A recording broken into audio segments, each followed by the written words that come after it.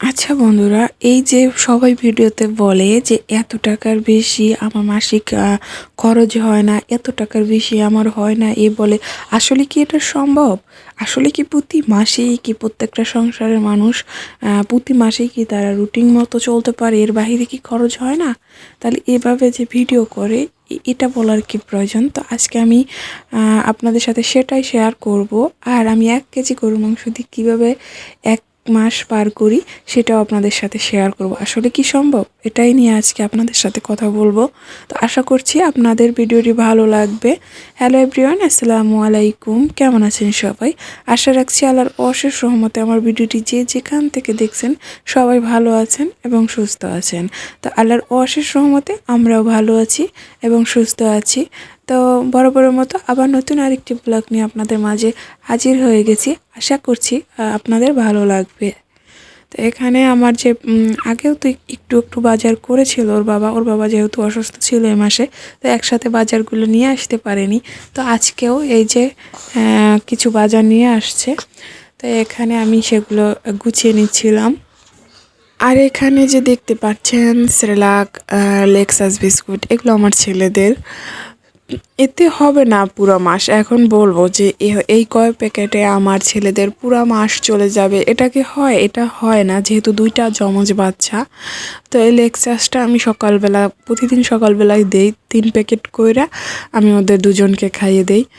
আর Cerelac daily একবার করে দেই। হ্যাঁ, তো এটা যদি আমি বলি যে না, এই কয়টা দিয়ে আমার পুরো মাস চলে গেছে, এটা ফাও হবে বলা। এখানে 4-5 হাজার টাকা ওদের বাজেট থাকে প্রতি মাসে এগুলোর জন্যই। আর এখানে আমি ডিম এনেছি, এখানে হাঁসের ডিম আছে, মুরগির ডিম আছে। তো এগুলোকেও আমি একটু গুছিয়ে নিচ্ছিলাম। আর ওর বাবা যেহেতু অসুস্থ ছিল দীর্ঘদিন, তো শরীরটা দুর্বল হয়ে যাচ্ছে, জন্য হাঁসের ডিম আনা হয়েছে আর মুরগির ডিম ওদের জন্য। এখন এখন আপনারা বলেন, এই যে মুরগির ডিম বা হাঁসের ডিম, হ্যাঁ, এটা দেখেন, আজকে আমরা একটা ভাজলাম খাইলাম, ঠিক আছে, কালকে আমাদের 4-5টা লাগতে পারে, তাই না? তো এখন যদি প্রতি মাসেই আমি বলি, এরকম কোনো এক মাসে হঠাৎ মেহমান চলে আসলো বা এমনিতেই আপনাদের রান্না করে খেতে ইচ্ছা করতেছে, একলগে দুই বেলার বা 3 বেলার হিসাব করে নিয়ে আপনারা রান্না করলেন, তো এক্ষেত্রে তো বলা যায় না যে 30টা ডিম আমরা 30 দিন খাবো। হ্যাঁ, তো এখান থেকেও কিন্তু একটু কম বেশি হতে পারে। তারপরেও আছে যে একটু কম খাই বা কিছু একটা, কিন্তু তারপরেও প্রয়োজন যখন পড়ে তখন তো আপনার খরচ করতেই হবে, তাই না? তো এখানে যদি বলি যে আমি 30টার বেশি ডিম দিয়ে পুরো মাস চালাই না, তো এটা একটা কেমন যেন হয়ে গেল না? আর এখানে একটু যে দারচিনি, এলাচ এগুলো শেষ হয়ে গেছিলো, তো ওগুলো আমি অল্প করে আনিয়েছি, মানে 1 মাসের জন্য। আমি দেখেছি 3-4 মাস যদি রেখে রেখে খাই কেমন একটা যেন হয়ে যায় দারচিনিটা। তাই জন্য বলছি যে একদম টাটকা টাটকা আনবো, 1 মাস খাবো, তারপর আবার আনবো। আর এই মাসে নুডলসটা লিখতে ভুলে গেছিলাম, আনা হয় নাই। আর আমি ওগুলোকে একটু গুছিয়ে নিচ্ছিলাম। আর এখানে দেখেন ডিমগুলোতে যে কি ময়লা, এগুলো আমি সুন্দর করে পরিষ্কার করে নেব। এখন আপনি যদি একটু হিসাব করে চলেন, সেটা আছে, সবাই কম বেশি হিসাব করতে জানে। কিন্তু আপনি দেখেন যেটা প্রয়োজন, যা না আজকে এটা আমাদের খরচ করতেই হবে, হ্যাঁ, তখন তো আপনার করতে হবে, তাই না? তো হিসাব করে তখন আর কোনো কাজ নেই। যেমন ওই যে আমার ছেলেদের খাবারের বিষয়টা বলছি, এখন আল্লাহর রহমতে এই একটা মাস ওরা একটু আছে, আলহামদুলিল্লাহ ভালো। এখন একটু ওদের খাবারের চাহিদাটা একটু মানে বাড়িয়ে দিচ্ছি। আর এর আগে সেরেলাক খাওয়াইতাম না, এর আগে শুধু বুকের দুধ খাইতো আর বাহিরের খিচুড়ি ভাত এগুলো, মাছ মাংস এগুলোই খাওয়াইতাম। কিন্তু প্রতি মাসে ওরা অসুস্থ হতো। কিন্তু এই মাসে একটু সেরেলাকটা দিচ্ছি, আমি জানি না কেন আমার বাচ্চারা আল্লাহ রহমতে, আল্লাহ রহমত করছে হয়তো বা, এই জন্য আছে, অনেকটাই সুস্থ আছে।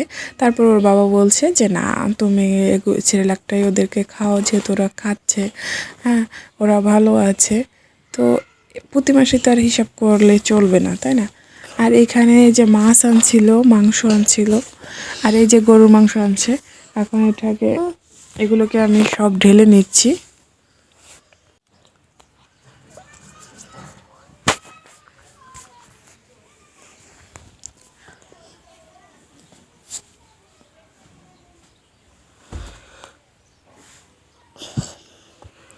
আর মাংস কিনতে গেলে কি একটা অবস্থা দেখেন, মাংসর থেকে হাড় দিয়ে দেয় বেশি, নয়তো তেল দিয়ে দেয়। এখানে হাড় আর তেল মিলেই এই যে দেখেন শুধু হাড়, আর কিছু নাই এই হাড়ের সাথে।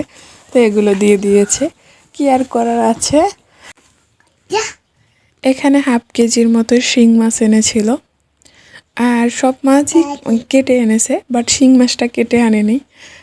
এটা আমি কিভাবে কাটবো বুঝতে পারতেছিলাম না। তো এটাকে আমি কিছু লবণ দিয়ে প্রায় আধা ঘন্টার বেশি হবে আমি ভিজিয়ে লবণ দিয়ে মেখে ঢেকে রেখেছিলাম। একদম মনে হচ্ছিল যে তারা মরে গেছে, একদম সোজা সোজা হয়েছিল। তা আমি খুব সাহস নিয়ে কাটতে গেছি। আমি যেমন শোল মাছ, তারপর হয়েছে যে টাকি মাছ, মানে এই জিএল মানে জেতা যে মাছগুলো থাকে ওগুলো আমি কাটতে পারি না, কেন জানি আমার ভয় লাগে, প্রচুর ভয় লাগে, যেটা ধারণার বাইরে। তো তারপর আমি সাহস নিয়ে ওটা কাটতে গিয়েছিলাম, কিন্তু দেখি যে আমি কেচির আগা দিয়ে একদম এরকম একটু লাড়া দিয়েছি, দেখে সোজা থেকে ভাঁজ দিয়ে বসছে, মানে তারা জেতা ছিল।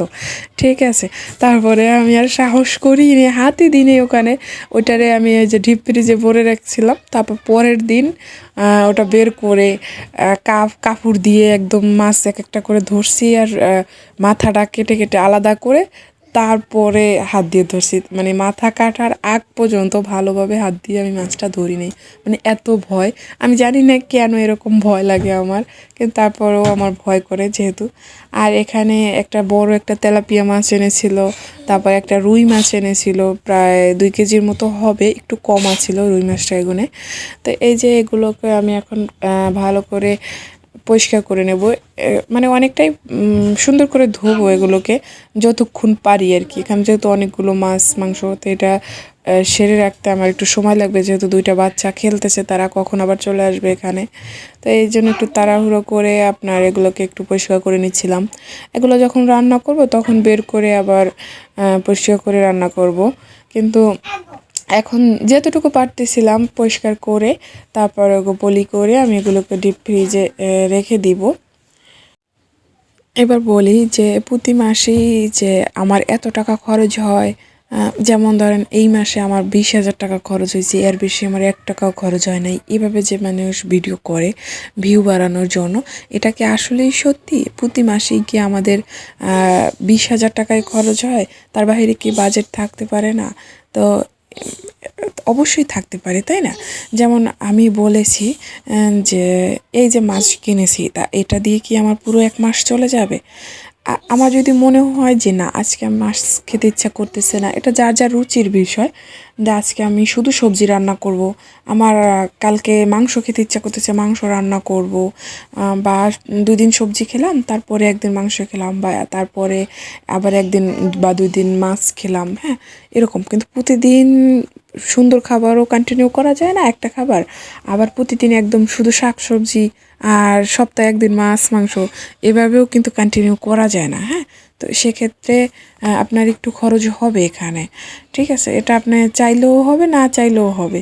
যখন দেখবেন যে আপনার বাচ্চা 2টা শাক সবজি বা এমনি কোনো কিছু দিয়ে খেতে চায় না, তখন আপনারই মনে হবে যে না, ওদের জন্য একটু রান্না করি, ভালো কিছু রান্না করি, ঠিক আছে? তো প্রতি মাসে এভাবে তো হিসাব করে হবে না। যেমন এই মাসে আপনি হিসাব করে চললেন, ঠিক আছে, কিন্তু তারপরের মাসে আপনার মনে হবে যে না, একটু খাই, ভালো কিছু রান্না করি বা কিছু একটা, তো ওখানে খরচটা হয়ে যাবে। তারপরে আপনার হয়েছে যে মানে আপনি যাই করেন না কেন প্রতি মাসে আছে না, এই মাসে আমি একটু নাস্তা রেডি করে খাইলাম, পিঠা টিঠা বানাইলাম, আবার এই মাসে একটা হাঁস কিনা খাইলাম বা কিছু একটা। এখন আপনার যতটুকু বাজেট আছে, হ্যাঁ, আপনি তার ভিতরে চেষ্টা করবেন, ঠিক আছে, কিন্তু তার বাহিরে আপনার ডাক্তারি খরচ চলে যায়। আর ডাক্তার এটা তো থাকবেই, তাই না? অনেকের থাকে কিনা আমি জানি না, কিন্তু আমাদের প্রতি মাসেই ডাক্তারের পিছে এমন চলে যায় যে প্রায় 30-40 হাজার টাকাও আমার বাচ্চাদের পিছে 1 মাসে চলে গেছে। হ্যাঁ, তো এটা তো আমি বলে পারবো না যে না, আমার প্রতি মাসে শুধু 20,000 টাকাই খরচ হয়, এর বাহিরে হয় না। হ্যাঁ, এটা আপনার উপরে ডিপেন্ড করে, আপনাদের সংসারের উপর ডিপেন্ড করবে, খাওয়া দাওয়ার উপর ডিপেন্ড করবে, বাচ্চা 2টার উপরে ডিপেন্ড করবে, ঠিক আছে? তো এই ডায়লগ দিয়ে লাভ কী বলেন? আর এই যে বলে যে আমি 1 কেজি গরু মাংস দিয়ে 1 মাস পার করে দেবো। এতে বোঝা যাচ্ছে যে আর কিছু খাবেন না, শুধু 1 মাস 1 কেজি গরু গোশত দিয়ে আপনি পার করে দেবেন, এটা না। হ্যাঁ, আমি যেমন বলছি যে 1 কেজি গরু মাংস দিয়ে আমি 1 মাস পার করব। এই যে দেখেন আমি মাছগুলোকে ভাগ করে নিচ্ছি ছোট ছোট করে, আমাদের 2 জনের যেরকম লাগে, যেমন রাতে ওর বাবা আর আমি খাই, হ্যাঁ ওরকম, আর সকালবেলা আমি একা খাই, ও বাহিরে খায় এরকম, দুপুরে তো ও আসেই না। হ্যাঁ, ও এমন চাকরি করে যে আসার কোনো সুযোগ নাই এরকম, ঠিক আছে। এক্ষেত্রে আপনি বলতে পারেন যে আমি খাওয়াই না, রান্না করি, সেটা না। ও আসতে পারে না, ওর ফোন ট্রাক করা থাকে, বাসায় ঢোকার নিয়ম নাই, সকালে বের হবে আর রাতে ঢুকবে, এর আগে ঢুকতে পারবে না। তো যাই হোক, এগুলো এই যেমন ভাগ করে নিচ্ছিলাম যেরকম, সেম ওরকমই গরু মাংস 1 কেজি কিনেছি আমি, ওটাকে আমি 4 ভাগ করে নেব। হ্যাঁ, ওটা 4 ভাগ করে নেব, 4 দিন রান্না করব। একদিন হয়তো বা ডাল দিয়ে রান্না করব, একদিন আলু দিয়ে রান্না করব, আরেক দিন আপনার হয়তো বা খালি একটু ভুনা করব বা খিচুড়ি করব। অল্প একটু মাংস হলেই খিচুড়ি হয়ে যায়, বা হালিম করতে গেলে অল্প একটুতেই হয়ে যায়। সো এখন এটা দিয়ে হয়ে যাবে আমার। হ্যাঁ, এখন যদি শুধু কি এই গরুর মাংস দিয়ে আমার মাসটা পার করতে হবে? এখানে কি মুরগির মাংস হবে না? অবশ্যই মুরগির মাংস কিনবে, সবাই কেনে কম বেশি। আর এখন যেহেতু শীত আসছে, অবশ্যই হাঁস কিনবে বা মুরগির গোশত যাই কিনুক, এর পাশাপাশি কিনে। কিন্তু তারপরেও বলে কি যে 1 কেজি গরুর মাংস দিয়ে আমি 1 মাস পার করে দিয়েছি।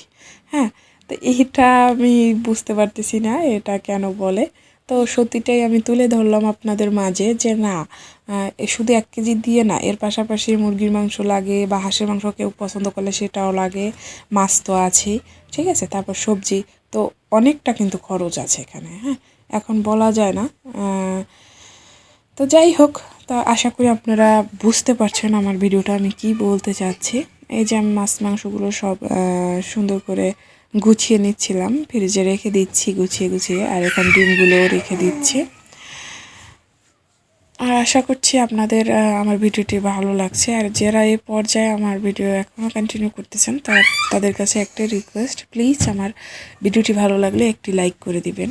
আর আমার চ্যানেলে নতুন হলে প্লিজ আমার চ্যানেলটি সাবস্ক্রাইব করে রাখবেন।